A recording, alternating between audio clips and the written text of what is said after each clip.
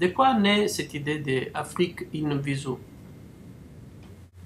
Alors en fait, Afrique in Visu, c'est une plateforme de blogueurs et de journalistes et de chercheurs et de photographes.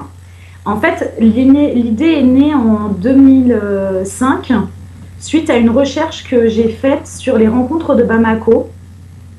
C'était une étude en fait sur l'événement de la Biennale de Bamako qui se passe tous les 2 ans dans la ville et qui invite des photographes.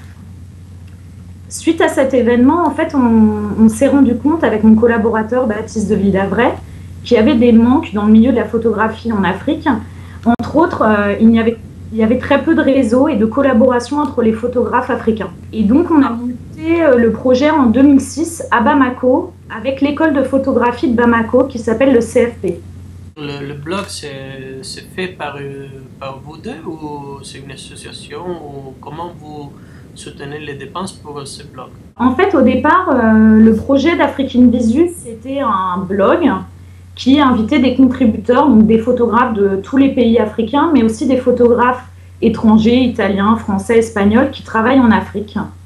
Et depuis 2007, ça s'est transformé en association, une association de loi 1901 en France, qui en fait assure la promotion des photographes africains et aussi qui les accompagne dans la mise en place de leurs projets.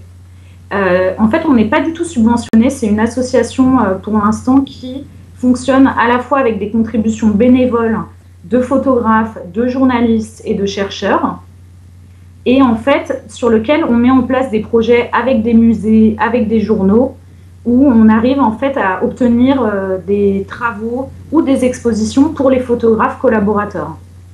Ouais. Donc vous soutenez ce travail avec du bénévolat, c'est ça? Exactement.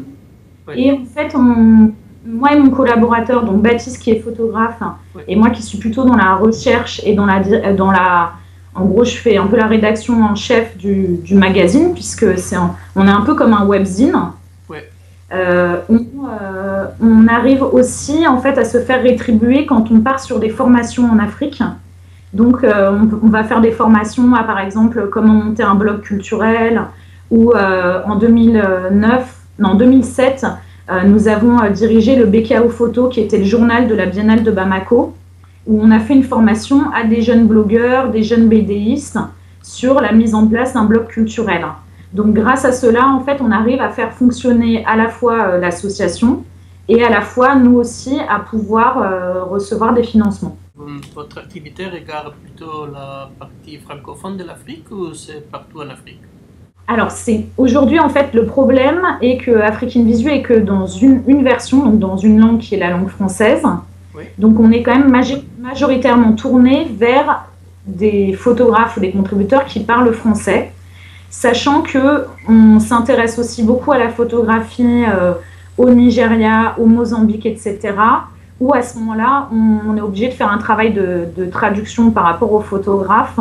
Mais on essaye quand même de montrer aussi ce qui se fait dans une Afrique qui n'est pas forcément l'Afrique de l'Ouest. Puisqu'on travaille aussi sur le Maghreb. Donc on travaille beaucoup avec le Maroc, l'Égypte, etc. L'Afrique de l'Ouest et l'Afrique centrale majoritairement. Quels sont vos projets pour le prochain avenir? Alors le futur proche, on va mettre en place une chronique. Donc une chronique, c'est des articles qui sont publiés toutes les semaines, en collaboration en fait, avec le WordPress, le prix photographique, le WordPress. En fait, ils sont en train de faire une formation en ce moment à Dakar avec une dizaine de photographes de toute l'Afrique. Et donc, toutes les semaines, ils vont publier sur notre site une chronique qui racontera cette formation, comment ça se déroule, et aussi, il y aura une vision à la fois des stagiaires, donc des photographes, et à la fois aussi des tuteurs, qui sont le photographe Cédric Gerbehet et Sylvie Rebotte de Géo, qui nous montreront en fait comment se passe cette formation actuellement à Dakar. Donc ça, c'est vraiment dans le futur très proche, dans les prochaines semaines.